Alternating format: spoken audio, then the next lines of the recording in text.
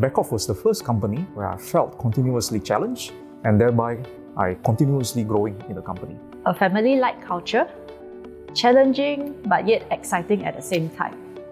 Innovative, open, flexible, young, dynamic, and a family.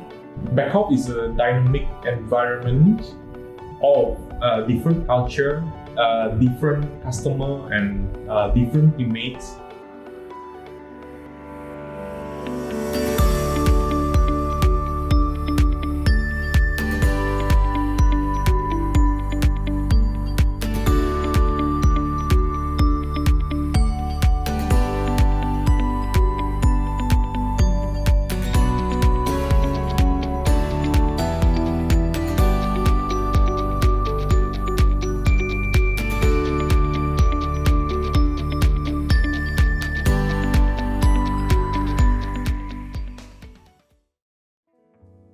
When you think of Beckhoff, there are three words that comes to your mind: exciting, empowering, and effective. A company which has been in the world for nearly 4 decades with cutting-edge technology. Beckhoff Automation has started its subsidiary in Singapore back in 2010. And since 2010, it has laid its ground in Singapore and also spread its wings across Indonesia, Thailand, and Vietnam. From Beckhoff Singapore, it has now become Beckhoff Southeast Asia. In the past 10 years, it has come across various milestones and been one of the leading automation companies in Singapore. Today, we have a key person who has joined with us to answer some of the questions that we might have and you might want to know. He is the Managing Director of Beckhoff Automation. Let's welcome Mr. David Chia. Good day, sir. Hello. How are you? Hi, good. Today we'll be having a bit of a chit-chat. So we'll be learning more on how Beckhoff Singapore or Southeast Asia has grown over the past few years and how your journey has been in this last 10 years in this company as well. So this year we celebrate Beckhoff's 10th year anniversary. So what are the feelings that comes to your mind when you hear about this? Oh, 10 years. Yeah. Time flies. Yeah, time really flies. When you're going through it, it's really very challenging. Yep. At sometimes you might think, okay, is it really worth it? Is it going to work? But now when I look back and see what we have achieved over these last 10 years, it's kind of bittersweet. So that type of emotion is a bit mixed. But it's definitely bittersweet. Yeah. Right, that's nice to hear. Beckhoff Automation Southeast Asia is celebrating its 10th year anniversary.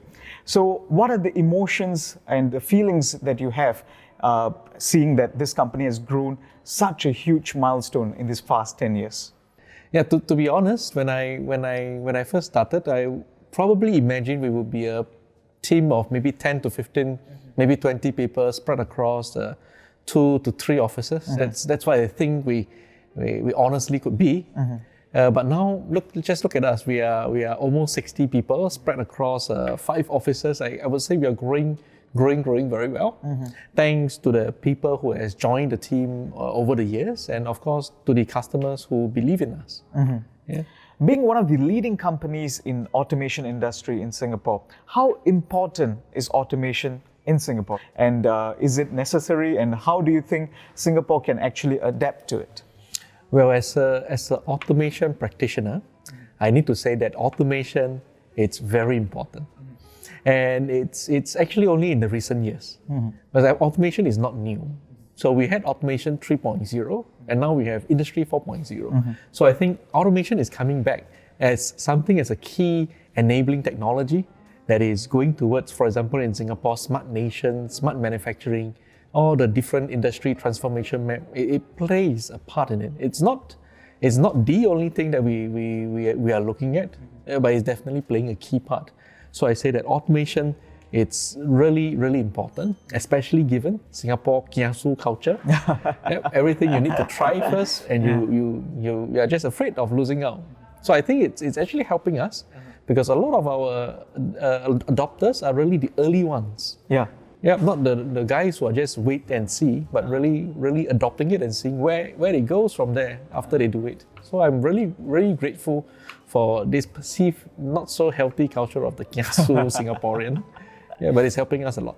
Yes, So, Mr. David, when you initially started up this subsidiary, what are some of the challenges that you faced? Well, hiring the right people, creating that A team, it's of ultimate importance, right? It's very difficult to find people who also believe in the same thing when you're starting from zero. It's much easier when you walk into the office where you see already full of people, all professional, processes are already there, things are already running. So forming that team takes time. And for me, I say it's really taking the good 2-3 years, the first 2-3 years of our journey is really spending time creating that first team.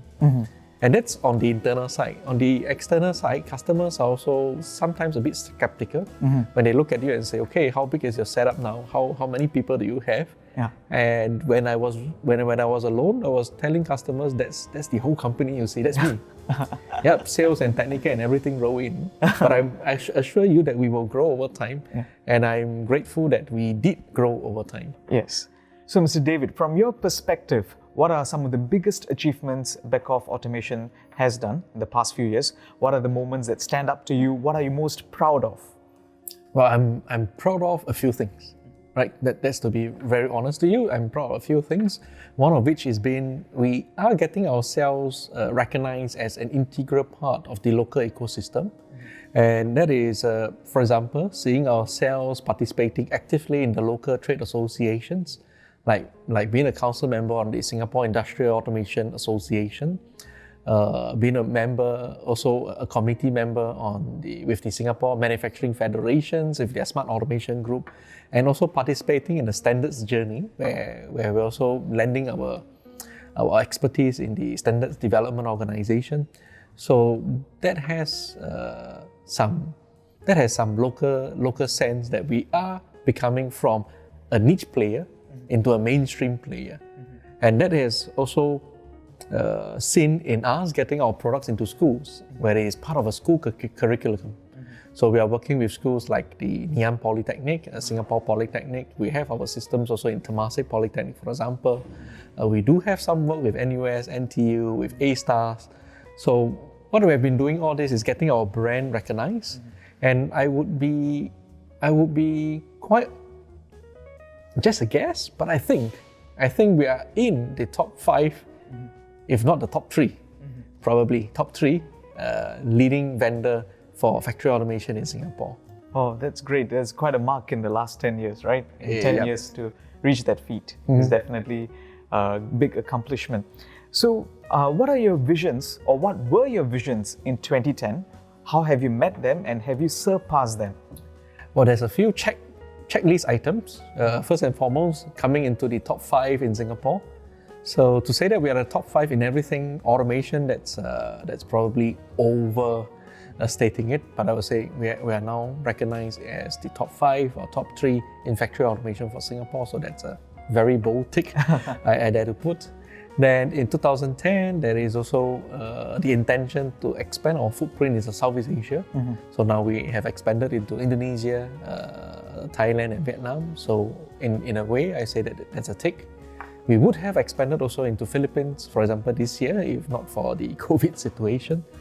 There are, of course, also the sales revenues that we are looking at, but no one will ever say that is enough. So I will put it as a small mini tick. Okay, so now we want to rekindle some of your memories. Okay. So we have a bit of photographs on the table for you.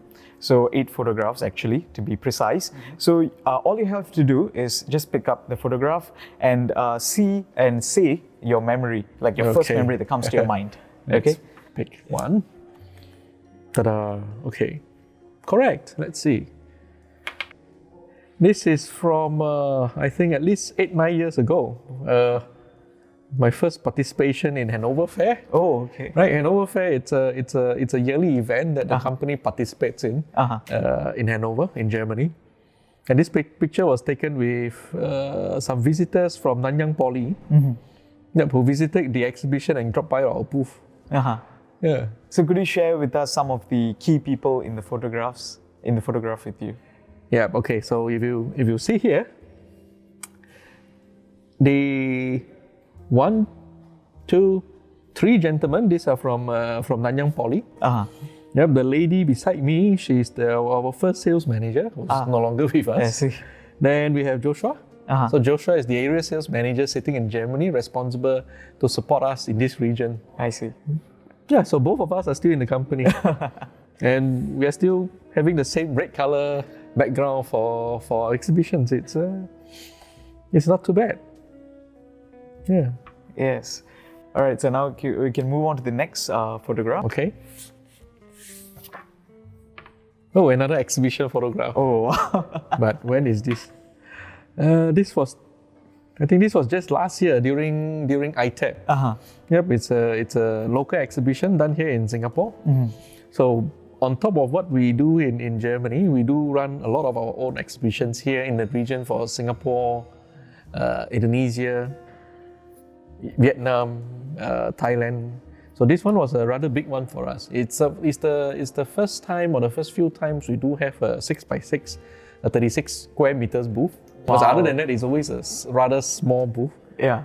Yeah, so this picture really shows all our staff smartly dressed. Right, this is not our normal working attire. Yeah.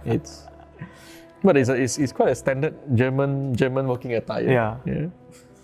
Yeah, brings back good. That is not too long ago. Just Last year. Last year.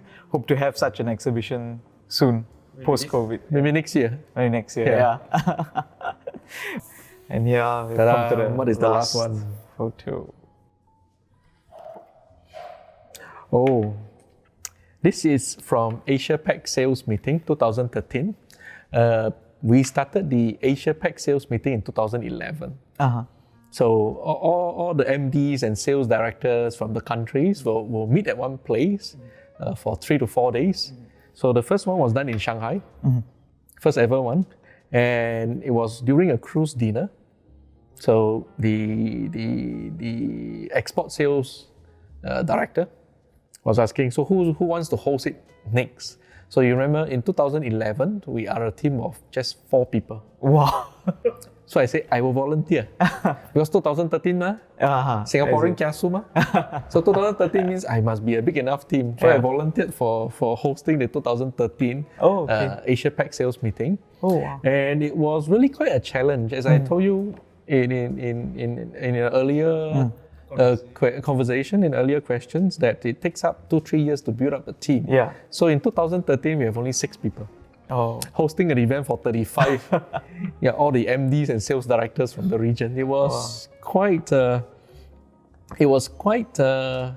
challenging. Because we want to make sure that everything runs smoothly. Every guest coming in from the country, their flights, taxis picking them up from the airports. Everyone is settled into the hotel well, and then the meeting is always the meeting. Yeah, the highlights are always the dinners. So where are you going to host the dinners? Would they enjoy the food? There's vegetarians and there's people who don't eat fish. So the organization behind it takes a little bit of thought, and it's just a team of 6 at that time. But I think it's a turning point for us because this brings the team really together. Out of the 6 people who runs this show, 5 are still with us. Oh, wow. Yeah, so it's really a good one for us. Yeah. Definitely, it's not the number of the team, but the capacity of the team that is able to put up such a show, I think. Yeah, it's a belief. Yeah. Like you say, when you start at year 0, what do you look in 10 years? What can you achieve? You can achieve a lot, so long as you believe that you can do it. Yeah. So, sir, in your opinion, in the past 10 years, if there could be one thing that Beckhoff could have done differently, what would that be? And also, if you could time travel and advise yourself 10 years ago, what advice would you give? Well, if I were to do it again, I'll say it's probably going to be the same. So there's nothing such as a guidebook. Follow step 1 to 100 and get it up and running. So there's no such formula. So a lot of time it's try and error.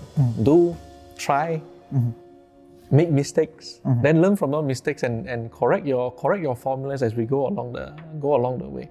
So if I can travel back and say and tell me 10 years ago, I say don't worry, try, make mistakes, it's fine, and learn from the mistakes and go on. But be very, very focused. Be very, very focused on the right industries and be very, very focused on identifying the right customers. Yeah, because you only have limited resources to do what you need to do. And it gets. So pick your battles. That's what you say. And there's going to be, as usual, a lot of distractions. So you have to filter out those distractions and focus. Yes. So to each his own path. So what is one of the best leadership advice that you have received? One step at a time. Yeah, because there's so much opportunities that will present itself whenever you just open your eyes. But sometimes these opportunities are just distractions.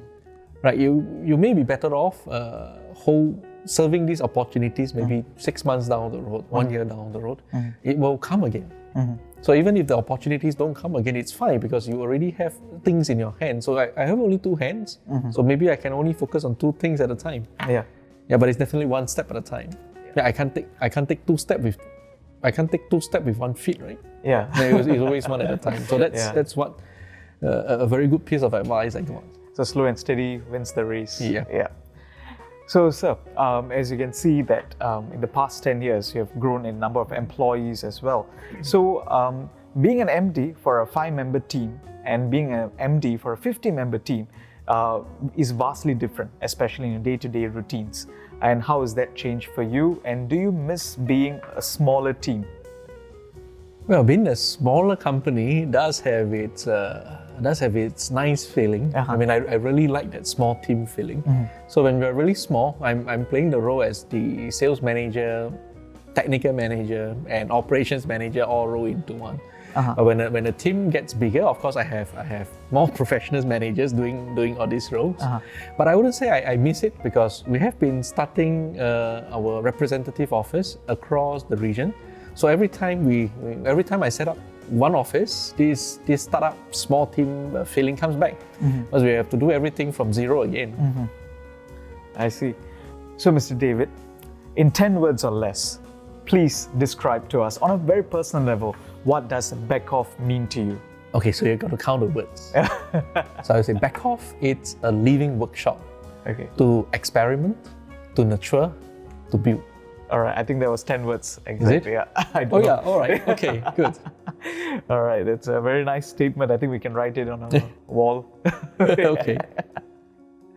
And lastly, if you could fly all of the Beckhoff Automation employees to a destination, where would that be? That's a trick question. I think a lot of people are expecting this answer. Yeah. I would say definitely Singapore.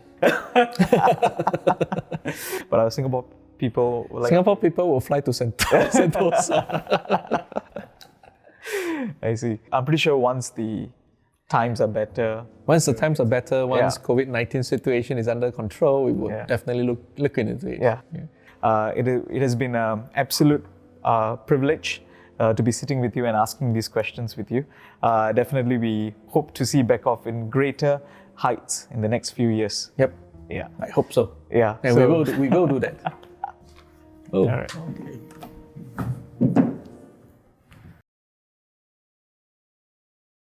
I joined the company in 2013 and it's been 7 years until today.